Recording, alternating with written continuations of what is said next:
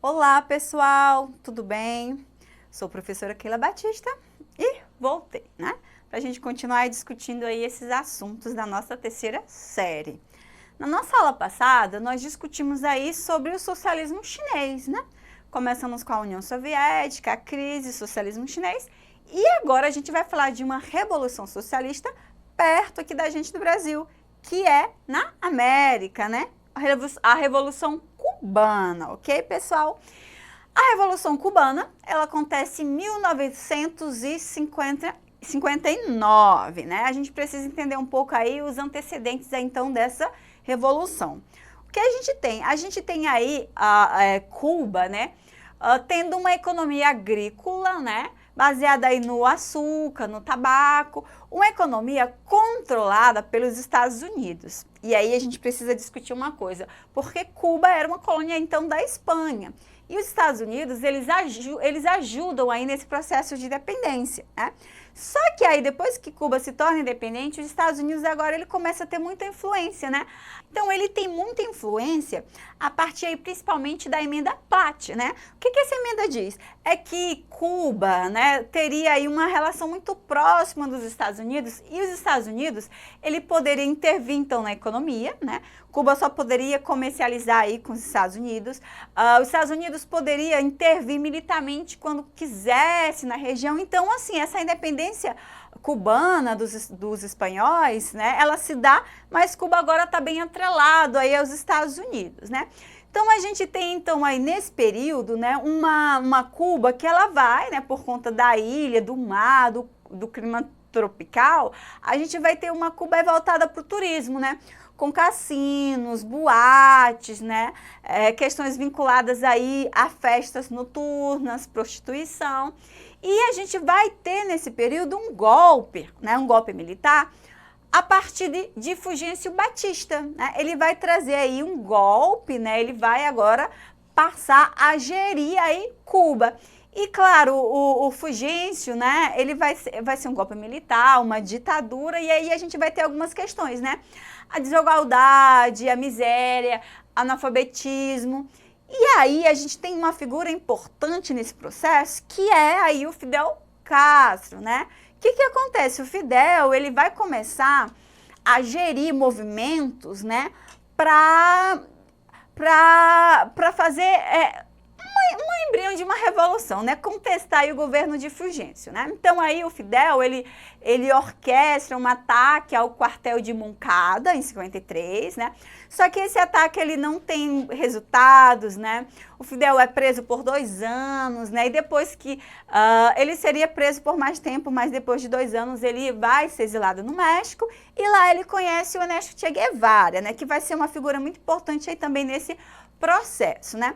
Depois ele retorna para Cuba, né? Ele vem no iate, só que esse iate aí dele, ele é recebido, né, a tiros, e aí eles começam a fugir. E aí eles vão para Sierra Maestra, que é uma serra afastada, né? E lá eles começam a organizar guerrilhas, né? E aí ele é apoiado pela população rural, né, que estava ali, eles começam a fazer articulações. A gente tem aí a prática do foquismo, né, que seriam essas guerrilhas com focos em lugares, né? Aí então, a partir daí, o Fidel ele vai orquestrando e a gente tem uma briga, uma luta, e eles acabam chegando aí a Havana, né? E aí a gente tem a fuga de Fulgêncio Batista e seus colaboradores que fogem.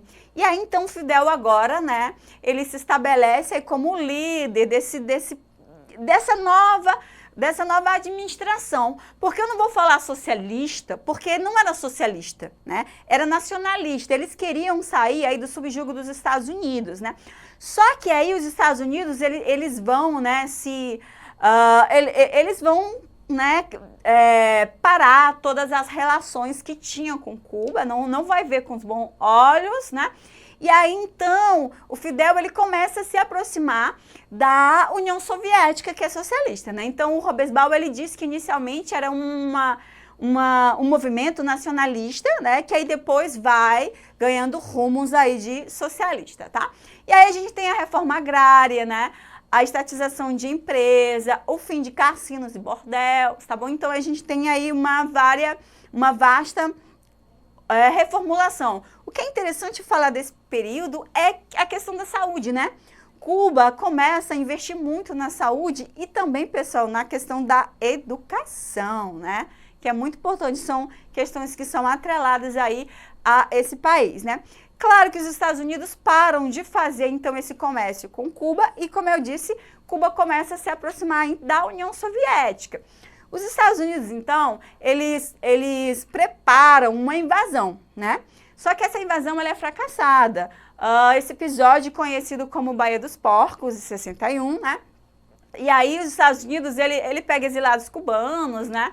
Revolucionários aí, para fazer essa invasão. Só que eles perdem, né? Como represália, então, Cuba é expulsa da OLA, né? Que é a Organização dos Estados Americanos. E aí, como represália, então, ela cria a OLAS, né? Que seria a Organização Latino-Americana de Solidariedade, tá, pessoal? Só que aí, a gente tem algumas questões, né? A Cuba agora, ela sofre, então, esse bloqueio, né? Bloqueio econômico aí por parte dos Estados Unidos, como represália. E a gente tem uma questão muito importante, que é a crise dos mísseis em 1962. Pessoal, isso aqui foi uma questão muito delicada, né? Porque a União Soviética, ela começa a instalar mísseis em Cuba, uma ilha que fica a aproximadamente pouco mais de 100 quilômetros dos Estados Unidos, né? Então, no contexto da Guerra Fria, foi um momento muito delicado, né?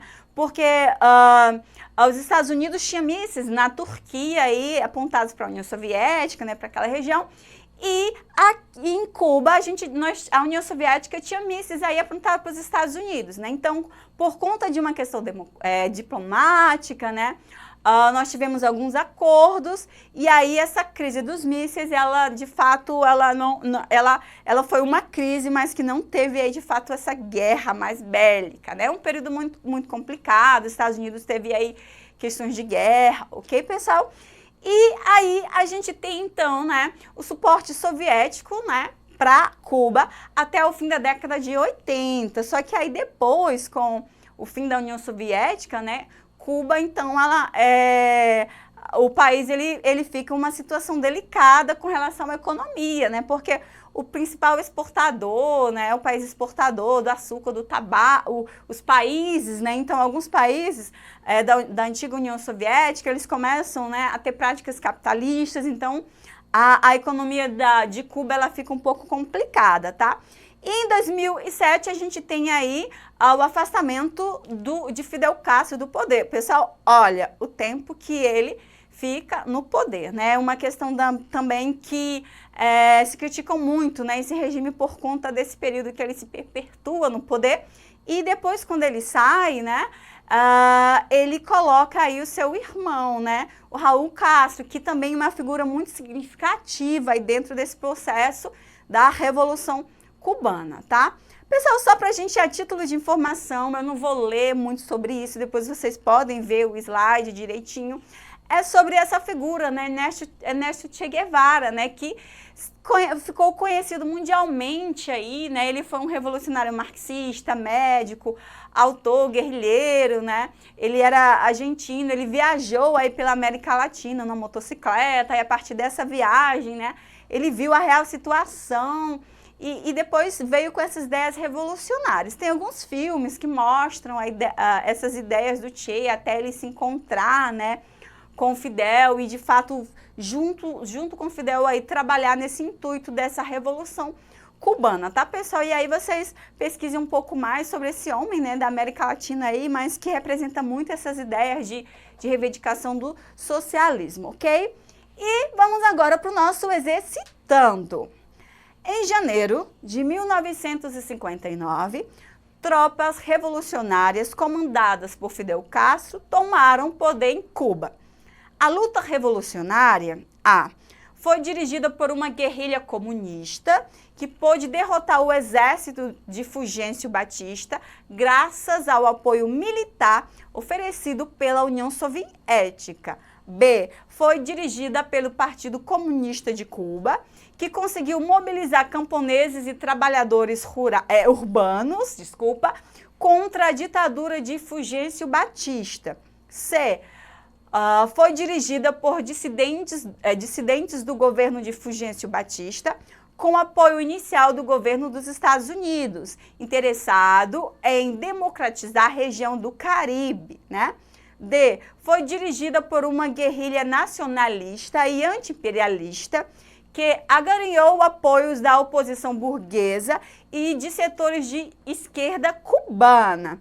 E E. Foi dirigida por um movimento camponês espontâneo que gradativamente foi controlado pelos comunistas liderados por Fidel Castro.